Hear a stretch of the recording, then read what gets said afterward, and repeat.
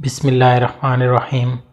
اگر ایسی علامات آپ میں ظاہر ہو رہی ہیں تو آپ سمجھیں کہ آپ نظر بد کا شکار ہیں۔ اس چیز کو آپ نظر انداز مت کریں، کیونکہ 1400 سال پہلے ہمارے نبی صلی اللہ علیہ وسلم نے فرما دیا تھا کہ نظر بد ایک اچھے اور صحت مند انسان کو قبر کے منہ میں داخل کر دیتی ہے اور اونٹ کو آنڈی میں داخل کر دیتی ہے۔ آپ صلی اللہ علیہ وسلم نے اس دور میں اونٹ کی مثال اس وجہ سے دی کہ اس دور میں لوگ اونٹ کو تگڑا رکھتے تھے۔ آپ صلی اللہ علیہ وسلم نے امت کو بتا دیا کہ نظر ایک صحت مند اونٹ کو ایسے گلا سڑا کر کے رکھ دیتی ہے جیسے اڈیوں سے پکا ہوا گوشت اترتا ہے، اور آپ صلی اللہ علیہ وسلم نے ارشاد فرمایا کہ سب سے زیادہ مرنے والوں کی تعداد نظر بد سے ہوگی۔ آپ کو کچھ علامات بتانے جا رہا ہوں، اگر آپ کو ایسا ہو تو آپ سمجھ جائیں کہ آپ نظر بد کا شکار ہیں۔ نظر بد جادو سے زیادہ خطرناک ہے۔ نظر بد کی علامات یہ ہیں: درد کا آنکھوں اور کنپٹیوں سے شروع ہو کر سر کی جانب پھیلنا اور پھر کندھوں سے اترتے ہوئے ہاتھ پاؤں کے کناروں میں پھیل جانا۔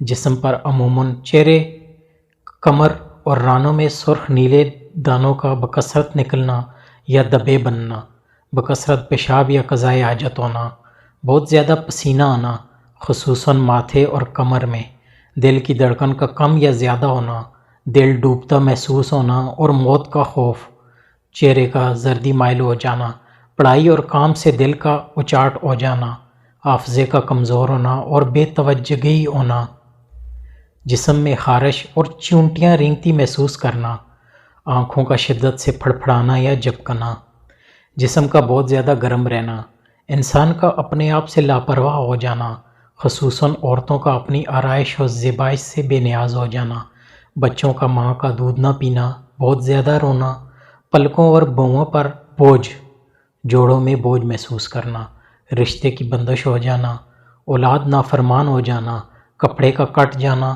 یہ وہ علامات ہیں، اگر یہ علامات آپ پر ظاہر ہو رہی ہوں تو آپ سمجھ جائیں کہ نظر بد کی وجہ سے ہے۔ اگر آپ پر یہ علامات ہیں تو آپ اس کو نظر انداز مت کریں۔ اگر آپ ان چیزوں کو نظر انداز کریں گے تو یہ آپ کے لیے خطرناک ثابت ہو سکتی ہیں۔ تبلیغ اسلام کے موقع پر کفار نے آپ صلی اللہ علیہ وسلم کو نظر لگانے کی بہت زیادہ کوشش کی، لیکن اللہ پاک نے آپ صلی اللہ علیہ وسلم کو اپنی حفاظت میں رکھا اور کفار ناکام ہو گئے۔ ایک واقعہ ہے کہ ایک دفعہ آپ صلی اللہ علیہ وسلم نماز پڑھ رہے تھے، اس سے فارغ ہو کر تلاوت کرنے لگے۔ اتنے میں ایک کافر آیا جس کے بارے میں مشہور تھا کہ اس کی نظر بہت زیادہ لگ جایا کرتی تھی۔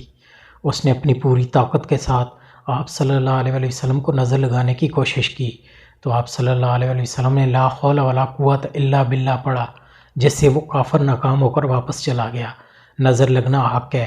اس کا علاج یہ ہے کہ دعائیں یا آیات قرآنی پڑھ کر اس پر دم کیا جائے، اور سب سے بہترین علاج یہ ہے کہ معوذتین، سورۃ الناس اور سورۃ الفلق پڑھ کر نظر لگنے والے پر دم کیا جائے۔ انشاءاللہ ایسا کرنے سے نظر کا اثر زائل ہو جائے گا۔ اسی طرح اگر دیکھنے والا کسی اچھی چیز کو دیکھ کر ماشاءاللہ کہے تو ایسا کرنے سے نظر کا اثر نہیں ہوتا۔